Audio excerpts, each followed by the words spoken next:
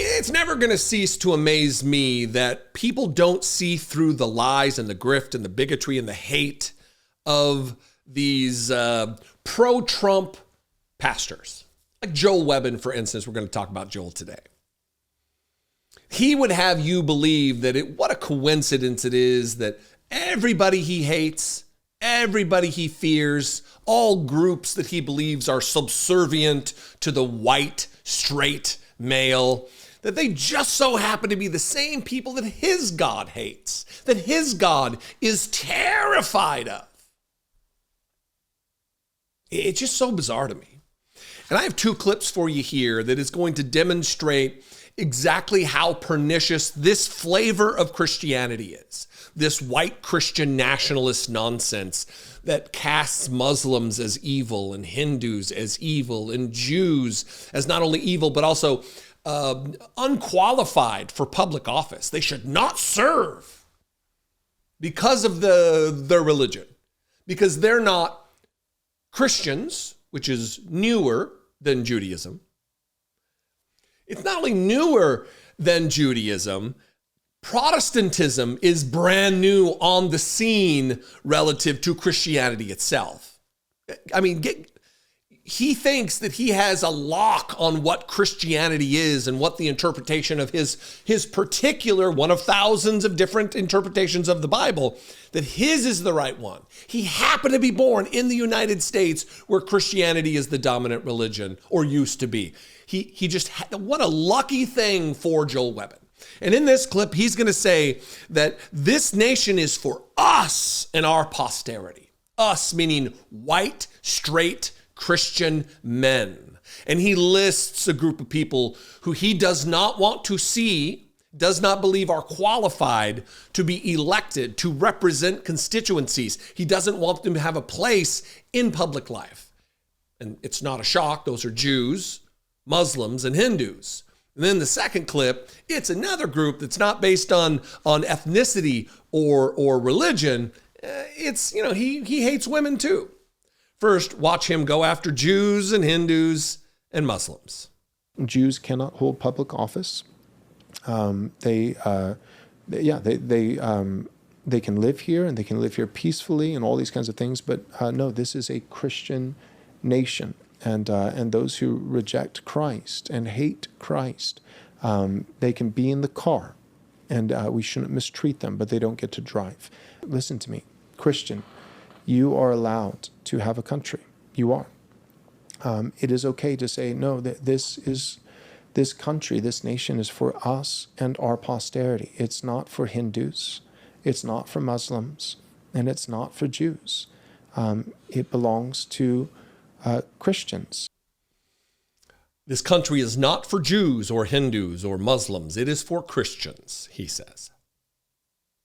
Oddly enough, and unfortunately enough for Pastor Joel Webbon, this is the Constitution of the United States of America, the very first amendment to which, from 1791, Joel, Congress shall make no law respecting an establishment of religion or prohibiting the free exercise thereof.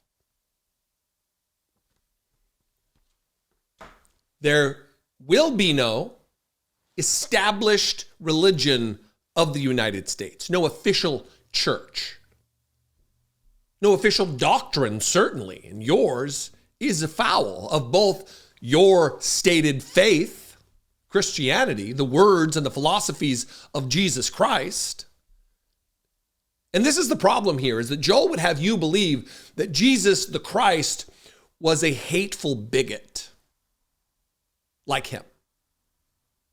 If Islam was around at the time of Jesus, it was not for hundreds of years, but Joel would have you believe that Jesus hated them. Joel would have you believe that Jesus himself was a Christian and not a Jew. If Jesus were to come back today, a Jew, he would not be qualified under the rules that Joel Webbon would like to impose upon the rest of us. And that is where the rub is here. That's the problem. That's the danger, is that these people don't want to just have the free exercise thereof in the First Amendment that I just read. They want to impose their particular flavor of Christianity on all of us, whether you're a Christian or not. And therein lies the danger. But it's not just other religions. Here he is saying the same things, except he takes it further in a more Taliban flavor of Christianity, that women, he doesn't want them in the public sphere at all. He doesn't want to have them jobs. He doesn't want them in the pulpit. He doesn't want them being elected officials. He doesn't want them to have the right to vote. He's talked about that many times in the past. Here's that. In a nutshell, in general, I don't want to see women in the public sphere. You mean they shouldn't hold political office? Correct. You mean you don't want to see them podcasting? Correct. Well, but what about in the marketplace, with, 9 to 5, careers? No, not that either. Like, I don't want to see women holding positions in the public square. I don't. Lucky for us, this dipshit, this hateful, bigoted freak isn't in charge. And what he wants and what he desires isn't going to come to fruition. That is, unless we all lay down and take it. And I, for one, will not. I will push back with everything I have, using all the resources I have, including this microphone and the camera I'm looking into the lens of right now, to stop this freak from gaining more power.